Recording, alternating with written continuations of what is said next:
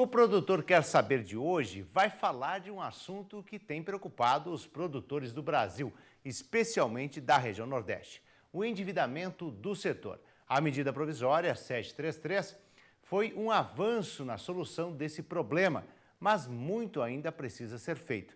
Nós vamos conversar agora, que está aqui com a gente, o diretor da CNA e presidente da Federação da Agricultura e Pecuária da Paraíba, Mário Borba. Bom dia.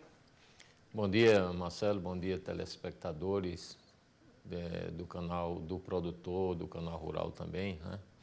É uma satisfação imensa, como diretor da CNA e como presidente da Federação da Agricultura, estar hoje aqui falando de um assunto tão importante que os produtores nordestinos estão ansiosos a essa altura, depois de 5 anos de seca, de saber na realidade o que é que está acontecendo aqui em Brasília, aqui no Congresso Nacional, sobre a medida provisória 733. Tem um histórico dessas medidas, né? A primeira medida provisória nesse sentido de renegociação de dívidas foi em 1994. São soluções que sempre acabam sendo paliativas?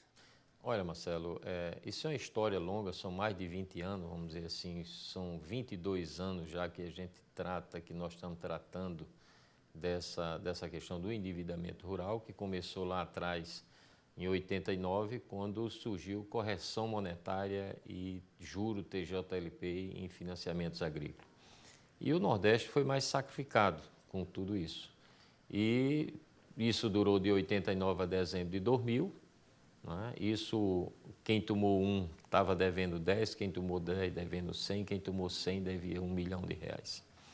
Então isso foi acumulando, foi uma bola de neve que foi acumulada para o produtor, e já são em torno de quase 30 medidas provisórias nesses 22 anos, e em torno aí de 18, 19 projetos de lei que já foram publicados. Então, teve a medida provisória recentemente, a 707, que apenas prorrogou o débito dos caminhoneiros autônomos até dezembro de 2016, e também a prorrogação do CAC, que foi para dezembro de 2017. E sai uma medida provisória publicada já por esse governo atual, pelo Temer, dando oportunidade àqueles que tomaram suas dívidas lá dos anos 90, de 2000 até 2006, com descontos que variam de 60% até 95%, e também quem tomou de 2007 até dezembro de 2011. Quer dizer, esses dois grupos de produtor com FNE foram contemplados, ainda ficando de fora PESA e securitização que foram feitos no passado, e voltando à dívida ativa, coisa que nunca tinha acontecido de entrar a negociação da dívida ativa. Que isso foram débitos do Banco do Brasil, que o Tesouro, a União, comprou esse débito do Banco do Brasil e transformou em dívida ativa, que foi outro erro do governo também, porque você estava transformando crédito rural em dívida ativa da União. Então, isso, o seu capital, seu débito estava sendo corrigido todos os dias, né? Que está na Secretaria da Fazenda da Receita, só aumentando, né? E com isso tornou-se também uma coisa absurda também. Então, saiu pela primeira vez, né? A CNA, que fez um trabalho muito grande, nosso presidente João Martins, que deu todo o apoio nessa ação, o presidente da Federação do Rio Grande do Norte também, o Zé Vieira, que assume a Comissão Nordeste, está como presidente da Comissão Nordeste nesse momento, os outros presidentes de federações do Nordeste, todos se empenharam nesse trabalho, o técnico da CNA, o Nelson, né, o Nelson Fraga, e tivemos o apoio do deputado Júlio César, lá do Piauí, que inclusive o relator agora deve ser o relator da medida provisória 733, e o Fernando Bezerra, o senador, que já foi presidente na medida provisória da Comissão da Medida Provisória 707 e que retorna também como presidente da medida provisória também agora nessa 33. Então, é uma dívida que ela vem ao longo dos anos e vem sendo acumulada. E eu fico dizendo sempre que o Nordeste brasileiro ele deveria ter um tratamento diferenciado, como se trata de toda a região semiárida do mundo. Se você chegar na Austrália, se chegar na África do Sul, se chegar nas regiões secas da Europa, que a gente pensa que a Europa são mil maravilhas, mas também tem regiões secas pior do que o nosso semiárido. Mário, eu acho que era importante a gente... o que está sendo decidido, né? Os pontos que o senhor acha importante, que são pontos assertivos, e os pontos que não foram contemplados, que não está ajudando. Então, vencida essa etapa, então já foi vencido o prazo de emendas, né, que estão sendo agora, essas emendas vão ser analisadas, vai ser analisada pelo relator e pelo presidente, vai haver algumas reuniões dessa comissão e vamos participar ativamente dessas reuniões, no sentido do que é que nós queremos. A volta à questão da renegociação, abrir prazo para PESA securitização. A questão também dos anos 12, 13, 14, 15 e 16, são os últimos anos, quer dizer, com a seca grave que está acontecendo no Nordeste, inclusive a falta de água para o abastecimento humano. Para você ter uma ideia, uma cidade como Campina Grande, com 450 mil habitantes, o seu reservatório só tem 8% que não chega a dezembro. Então, se não chove, as previsões de chuva nossa para o sertão é para janeiro, se chover normal. Ou chega a transposição a tempo, ou Campina Grande, Caruaru, essa região, o Ceará também, que tem o Castanhão com 3 bilhões de metros cúbicos, que também está lá com 13% também. Então, a situação do Nordeste hoje é uma situação muito crítica, não só na sobrevivência animal, do animal, mas também para a questão da sobrevivência humana. E imagine 5 anos secos, o que foi que esse produtor lucrou. Então, temos que resolver de 12 a 16 esses 5 anos secos. Entendeu? Eles deixaram isso de fora, dessa primeira parte. Ficou de fora, que entra aí na discussão agora da 733. Aí colocaram a emenda para realmente modificar isso. Exato. Que aí muda de figura, né? Aí vocês conseguem ter essa questão aí melhor discutida, porque não resolve, se essa emenda não for aprovada para essa negociação desses outros anos, não resolve. Não resolve. Você veja, por exemplo, o problema do arroz no Rio Grande do Sul, que é uma coisa interessante. Você tem regiões, o Brasil, o continente, o Brasil tem 5 regiões diferentes, totalmente diferentes. E o Nordeste nunca teve um tratamento diferenciado como outras regiões do mundo. Você veja, por exemplo, a questão do arroz no Rio Grande do Sul está resolvido. Foram 4 anos, né, com 1 ano de carência e 4 anos para pagar o custeio por conta de seca agora em algumas regiões recentes. A questão do Matopiba também está sendo resolvido. Que é agora, né? Também. Agora também, coisa recente, uma perca de 3 30, bilhões, 40%. Exato. E o Nordeste, que é uma coisa que a gente sabe que é uma rotina para o Nordeste, a seca é uma coisa natural para o Nordeste. Você tem 10 anos que são anos viáveis e você tem 10 anos que são anos que você, às vezes, ciclo de 20, a cada 20 anos, você tem um ciclo mais seco. Então, tivemos nos anos 90 e agora temos, nesses anos 2012, 2013, estamos tendo aí um novo ciclo seco também. Então, são ciclos secos que toda a vida existiu e que até hoje não se encontrou-se ainda uma solução para essa região semiárida. Eu tive, por exemplo, na Austrália, por exemplo, regiões idênticas, talvez até pior do que a nossa, onde as pessoas plantam sorgo granífero com 250 a 300 milímetros, onde tiveram rebanho, a Austrália é um dos exportadores de carne, não em quantidade, mas em qualidade, e, no entanto, eles têm um gatilho. No ano que é seco, que comprova que é seco, então o governo aciona, você tem um débito a vencer em 2020, a sua última parcela, a 2016 foi seca, então ela passa para 2021. Espera então, vir um ano bom. Vir um ano bom, mas você tem uma espécie de um gatilho que na hora que o ano é seco, que é comprovado que é seca, aquela parcela vai para o ano subsequente ao vencimento do seu contrato. E não depender de uma medida provisória que a gente passa um ano, às vezes 1 ano e meio para sair uma lei que às vezes é vetada, que às vezes não atende, como não atendeu até hoje na totalidade dos produtores, que a gente espera que seja atendida agora. Existe compromisso de governo, de parlamentar, de alguns ministros, no sentido de que resolva de uma vez o problema do Nordeste. Então, precisamos, quer dizer, de uma ação, vamos dizer assim, permanente em cima do Nordeste, uma política pública diferenciada para a região semiárida. O Pronaf do Rio Grande do Sul é o mesmo da Paraíba. O Rio Grande do Sul tem 2 colheitas, nós só temos uma. O Paraná, São Paulo, Mato Grosso colhe 2 vezes, nós colhemos uma a cada 3 anos. E região semiárida, é que fique bem claro que nossos governantes, governadores do Nordeste até hoje não entenderam, que todo ano tem uma política de distribuição de semente. E você fazer agricultura no semiárido é andar na contramão da história. Toda a região semiárida do mundo prevalece a pecuária, caprino, ovino, bovino, seja o que for, mas que seja pecuária. Porque a ração você pode transportar, você pode ter polos produtores de forragem a 100 km, a 200 km, transportar o feno, a silagem, não é? Mas você não tem como transportar água, chuva para fazer agricultura, a não ser onde tenha perímetros irrigados.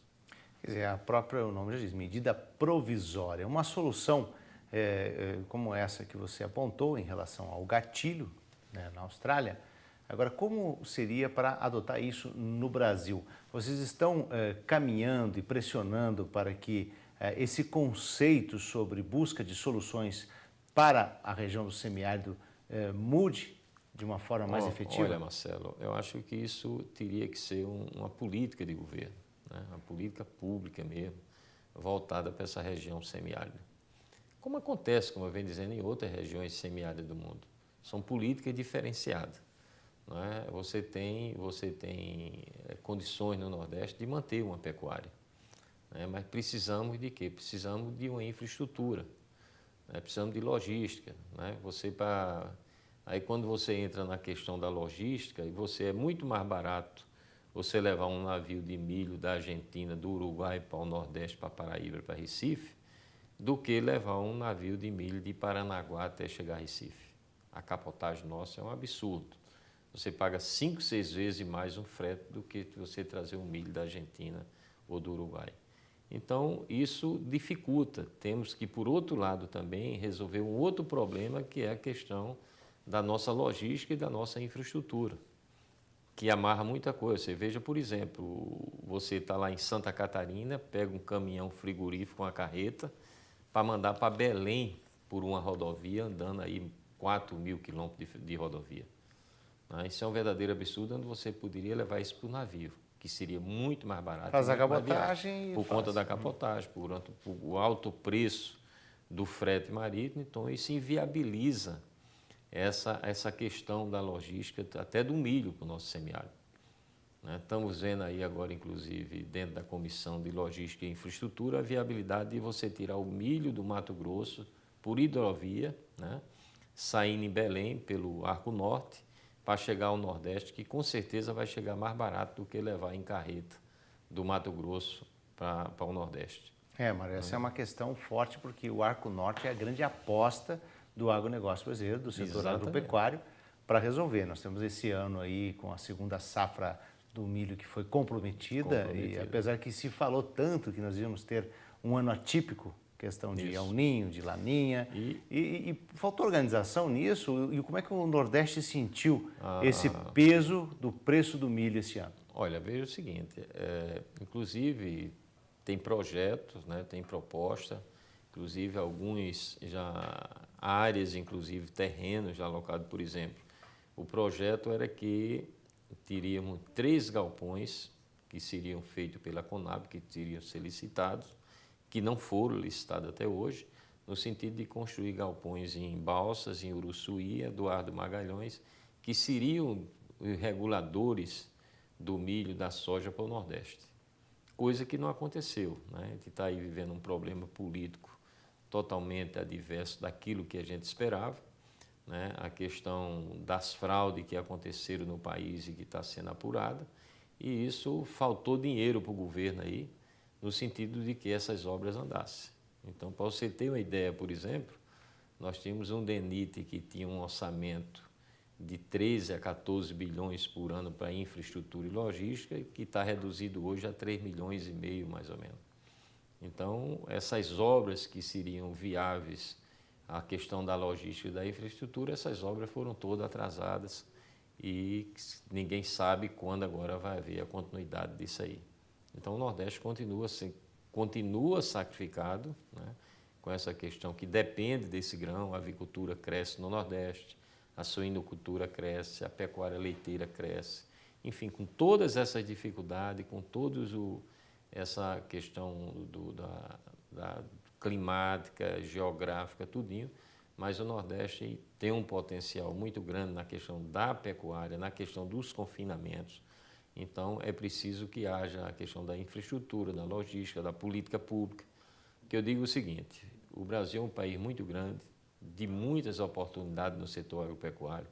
Você vai para o Mato Grosso, ainda tem milhões de cerrados disponíveis. Você vai para o Goiás, para o Matopiba, são milhões de hectares ainda disponíveis para a agropecuária. E o Nordeste vai ser o último a ser explorado. Mas que, com certeza, o Nordeste, o semiárido, com pecuária, que fique bem claro, não podemos fazer agricultura em regiões semiáridas, temos que fazer pecuária. A não ser que a irrigação chegue para todos, né? Os grandes confinamentos do mundo, a grande pecuária, está em regiões secas, em regiões semiáridas. Certo.